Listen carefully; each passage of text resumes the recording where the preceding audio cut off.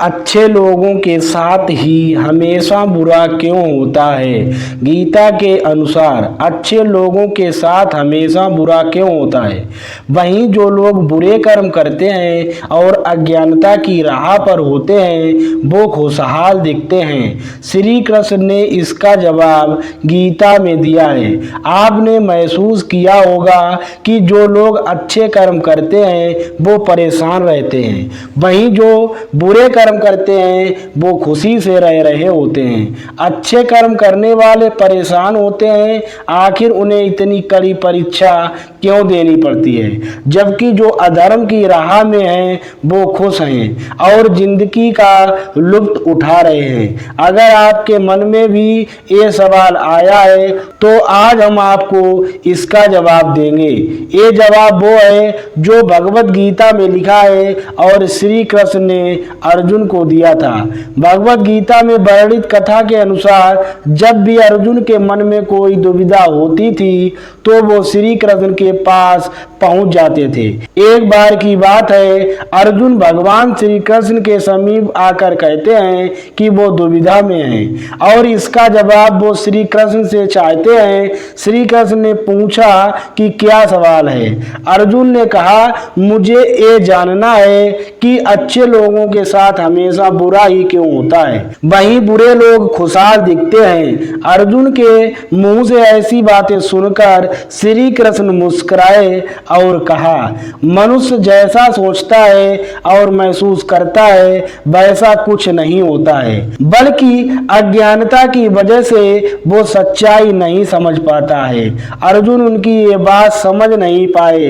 इसके बाद श्री कृष्ण ने क्या कहा वो जानते हैं। श्री कृष्ण ने अर्जुन से कहा, हे पार्थ, मैं तुम्हें एक कथा सुनाता हूँ, उसे सुनकर तुम समझ जाओगे कि हर प्राणी को उसके कर्म के हिसाब से ही फल मिलता है। प्रकृति हर किसी को अपनी राह चुनने का मौका देती है। अब वो मनुष्य की इच्छा पर निर्भर करता है कि उसे धर्म की राह चुननी है या अधर्म की।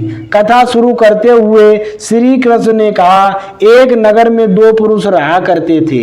एक पुरुष व्यापारी था जिसके जीवन में धर्म की बहुत महत्ता थी। वो पूजा पाठ में यकीन रखता था। वो हर रोज मंदिर जाता था और दान धर्म भी करता था और हर रोज भगवान की पूजा करता था। वहीं दूसरा पुरुष बिल्कुल विपरीत था।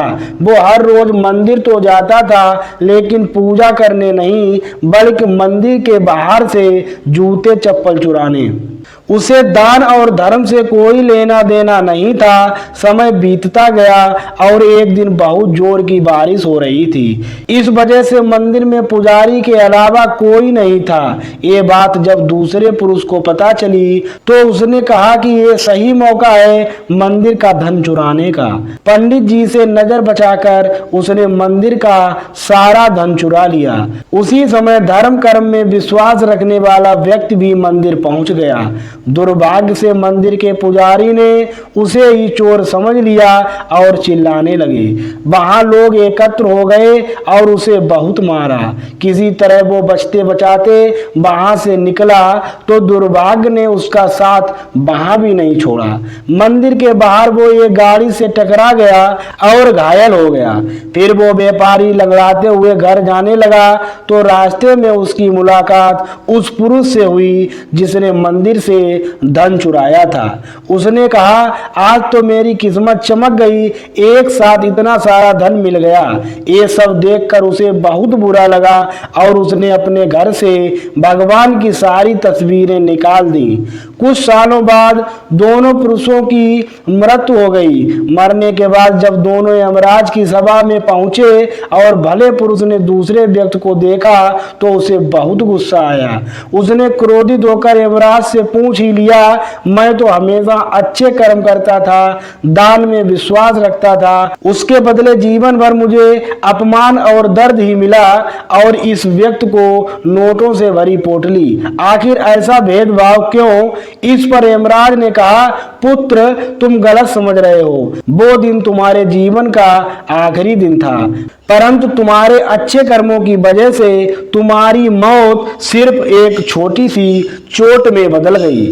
तुम इस दुष्ट व्यक्ति के बारे में जानना चाहते हो। दरअसल इसके भाग्य में राजयोग था, मगर इसके कुकर्मों और अधर्म की वजह से वो सिर्फ एक छोटी सी धन की पोटली में बदल गया। कथा सुनाने के बाद श्री कृष्ण अर्जुन से कहते हैं, पार्थ क्या अब तुम्हें तुम्हारे सवाल का जवाब मिल गया? ऐसा सोचना कि भगवान तुम्हारे कर्मों को नजरअंदाज कर रहे हैं, ये बिल्कुल भी सत्य नहीं है। भगवान हमें कब क्या किस रूप में दे रहा है मनुष्य को समझ में नहीं आता है, मगर आप अच्छे कर्म करते रहें तो भगवान की कृपा हमेशा बनी रहती है। इसीलिए अपने अच्छे कर्मों को बदलना नहीं चाहिए, क्योंकि उसका फल हमें इसी जीवन में मिलता है। इसीलिए मनुष्य का फर्ज है कि वो हमेशा अच्छे कर्म करते रहें, क्योंकि श्री कृष्ण ने गीता में भी बताया है कि किसी के द्वारा किया गया कर्म बेकार नहीं जाता है, चाहे वो अच्छा हो या बुरा। दोस्तों, ये भगवान श्री कृष्ण की बातें अच्छी लगी हो तो प्लीज वीडियो को लाइक, शेयर एंड सब्सक्राइब करना बिल्कुल ना भूलना। बहुत बहुत धन्यवाद।